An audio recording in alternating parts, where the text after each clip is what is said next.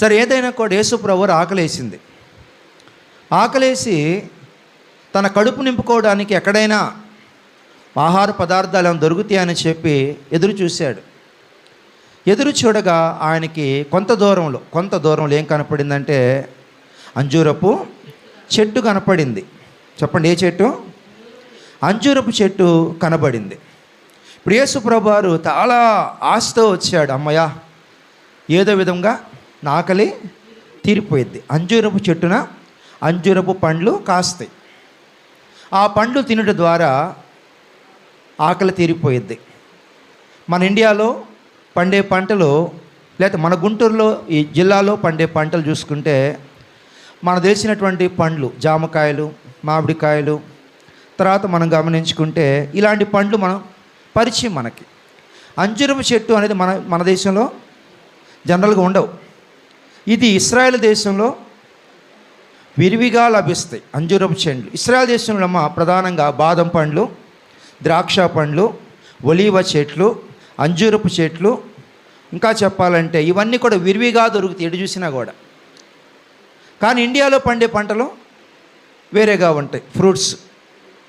ఈ అంజూరపు చెట్టు మనం గమనించుకుంటే దాదాపు 15 అడుగుల ఎత్తు పెరుగుతుంది. ఏంటమ్మా అంటే నా మీద కంటే ఇంకొక డబల్గా, ఈ యొక్క మందిరం కంటే ఇంకొంచెం 2 అడుగులు 3 అడుగులు ఎక్స్ట్రాగా పెరుగుతుంది. ఇది బాగా ఔషధంగా వాడతారు. ఔషధంగా అనారోగ్యంగా ఉంటే ఎవరికైనా కూడా దీనిని ఏం చేస్తారంటే అంజూరపు పండ్లను ముద్దగా చేసి దాని ద్వారా ఇంకా రికవర్ అయిపోతాడు మనిషి, స్వస్థపరచబడతాడు. ఇప్పుడు యేసు ప్రభు వారికి బాగా ఆకలేసింది. ఆకలేసి గబగబా చెట్టు దగ్గరకు వచ్చాడు. చెట్టు దగ్గరకు వస్తేనంట ఆకులు దట్టంగా ఉన్నాయంట. దూరం నుంచి ఎండిపోయినట్టుగా కాదు కానీ, రాలిపోయినట్టుగా కాదు కానీ పచ్చగా ఉన్నాయి, దట్టంగా ఉన్నాయి. ఇప్పుడు యేసు ప్రభు వారు ఆ చుట్టూ చూడగా, ఆ చెట్టుని చూడగా బాగా ఆకులు ఉన్నాయి. ఒక్క పండు కూడా బయటకు కనబడట్లా.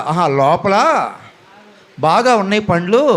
ఆ పండ్లను ఆకులు అడ్డంగా వచ్చేస్తున్నాయని చెప్పేసి ఆకుల్ని ఇలా పక్కకు తీసి చూస్తే ఎక్కడా కూడా పండు కనబడట్లా. ముందు భాగం చూశాడు, వెనక భాగం చూశాడు, అన్ని భాగాలు చూశాడు, ఒక పండు కూడా దొరకలా. చాలా ప్రయత్నాలు చేశాడు కానీ ఒక పండు కూడా దొరకలేదు. యేసు ప్రభుకి బాగా కోపం వచ్చేసింది. దూరం నుంచి ఈ చెట్టు నన్ను మోసం చేసింది, చెట్టు నిండా ఆకులు ఉన్నాయి కాబట్టి ఖచ్చితంగా పండ్లు కూడా ఉంటాయి అనుకొని వచ్చాను, ఒక్క పండు కూడా లేదు. వెంటనే యేసు ప్రభు వారి కోపం వచ్చేసి ఇలా ఎంతమందిని మోసం చేస్తావని చెప్పేసి, దాన్ని మన భాషలో చెప్పాలంటే వేషధారణ కలిగి ఉన్నావు నీవు, నా ఆకలి తీరక ఉన్నది కాబట్టి అని అంటున్న మాట, ఈ చెట్టు ఫలింపకుండా ఉండునుగాక, ఈ చెట్టు ఎండిపోవునుగాక అన్నాడు. మనకు అప్పుడు ఏమనిపించింది అంటే యేసు ప్రభుకి అంత ఆకలేస్తే ఆకలి తట్టుకోలేకుండా ఉన్నాడా, అరే చెట్టుని శపిస్తాడా, ఎండిపోజేస్తాడా అని చెప్పి ఆలోచన చేస్తాం. మనం అనుకునే మాట ఇలా ఉండొచ్చు, కానీ యేసు ప్రభు వారు ఒక్కరోజు ఆకలికి ఉండలేడమ్మా. అతని పేరు యేసుక్రీస్తా లేకపోతే యేసావా ఆయన పేరు? యేసావు ఎందుకన్నా నేను? యేసావు అన్న మాట ఎందుకన్నాను? ఒక్క పూట ఆకలిస్తే చచ్చిపోతాను అన్నాడు. ఏమన్నాడమ్మా? ఒక్క పూట, ఒకరోజు కాదు, ఒక్క పూట ఆహారం లేకపోతే చచ్చిపోతాను, కళ్ళు తిరిగిపోతాను, కోమల్లోకి వెళ్ళిపోతాను, వెంటనే డెడ్ బాడీ అయిపోతాను అనుకున్నట్టు చెప్పాడు. ఇప్పుడు ఈయన పేరు యేసుక్రీస్తా యేసావా? యేసుక్రీస్తు. యేసావు కాదీనా. ఎందుకంటే 40 రోజుల పాటు మోషేలాగా ఆహారము నీరు ఏమి తీసుకోకుండా 40 రోజులు ఫాస్టింగ్ ఉన్నవాడు.